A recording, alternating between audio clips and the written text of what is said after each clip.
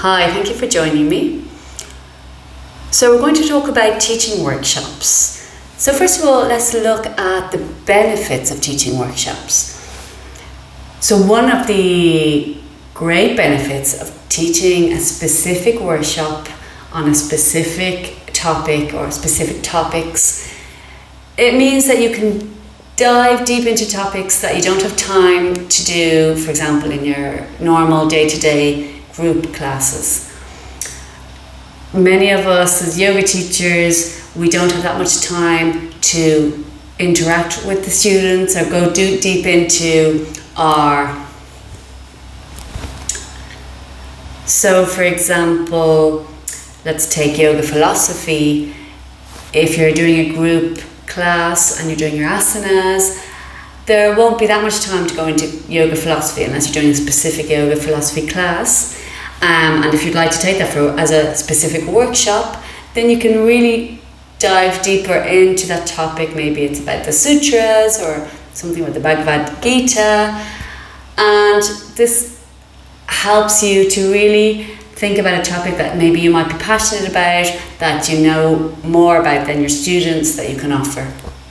Also, you can get to know your students on a more personal level within a workshop, as usually there's more time to interact with your students. And there's also should be time for questions and answers, which on a normal yoga class there wouldn't be so much time for this. This helps you to create and build your community, your yoga community, helping the students, they interact with each other, and that will also create a community spirit within your workshop.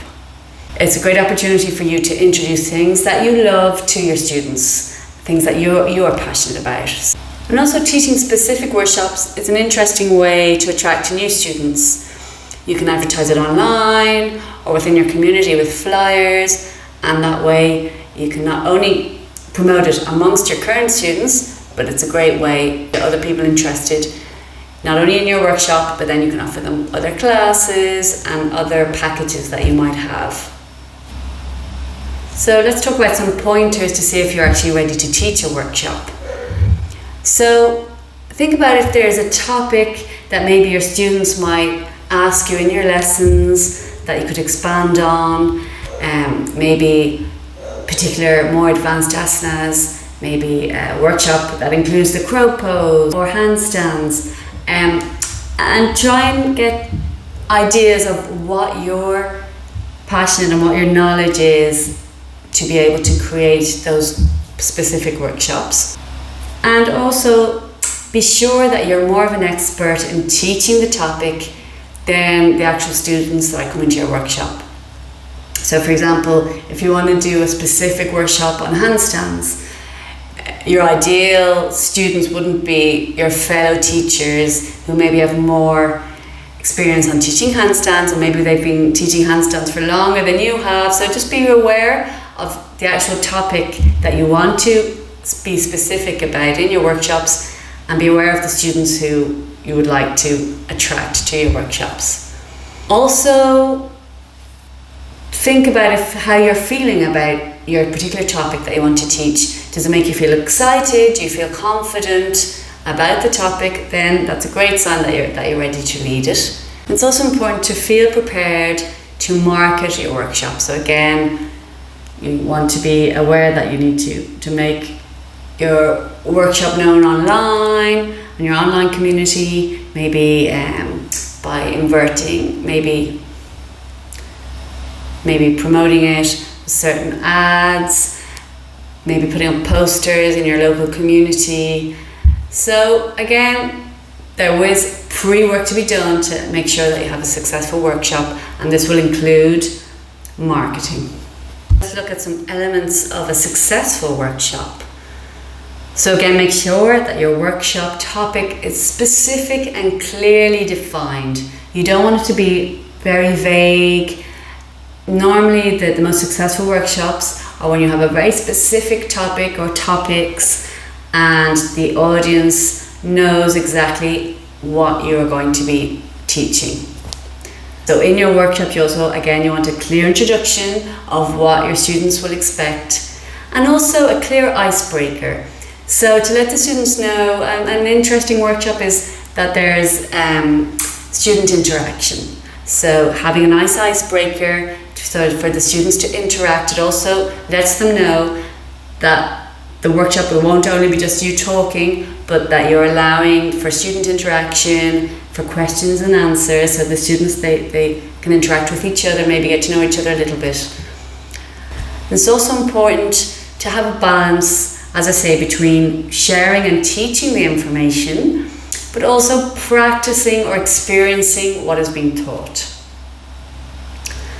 And again, making sure that there is student interaction, which will make it all the more memorable.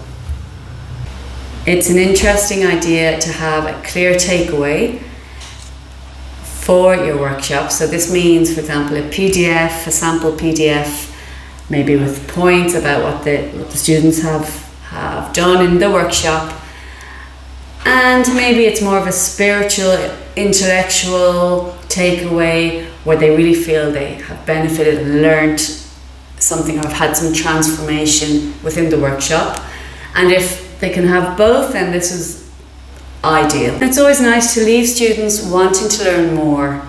And if they do want to learn more about the specific topic or about other topics that you can offer, provide ways for them to do that. So make sure maybe that you have, for new students that are not coming to your classes, that you have your information ready to give them at the end of the workshop, to follow up for more workshops in detail. You can contact me here, and just to make sure that they know exactly where they can contact you or where they can find information on more future workshops that you can be offering.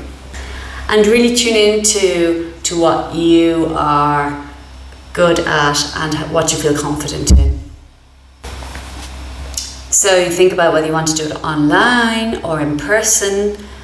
And also it's interesting, maybe you can partner up with another event space in your community, and that will open up potential new audiences with the help of the event space that you will be going to. So think about the price that you're going to charge. Things to consider, for example, will be the length of your workshop. Is it going to be maybe an hour and a half, or maybe it's going to be a full morning, or maybe even a full day? Also think about your level of expertise in the subject.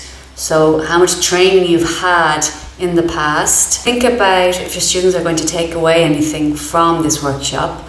So for example, if you're doing a mala bead workshop and they'll be making their own mala beads and then taking them away, that will up your cost as you have to buy the material. So things to think about, even the PDF you have to spend on printing.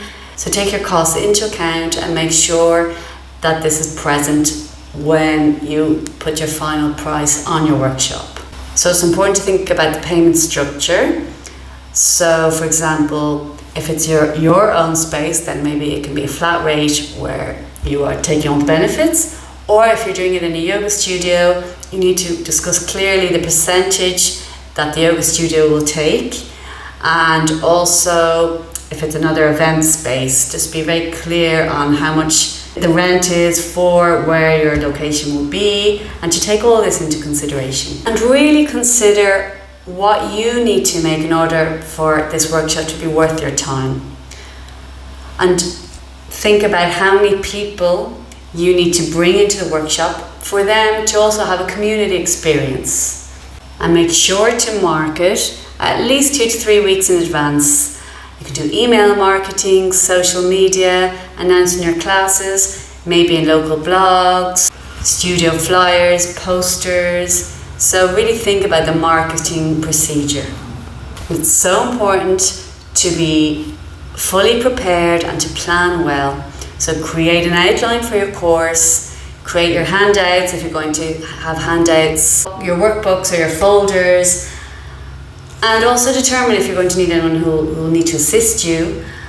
And the goal is to be over-prepared, to deliver more value than what people think they have paid for. So that's going to be a definite winner.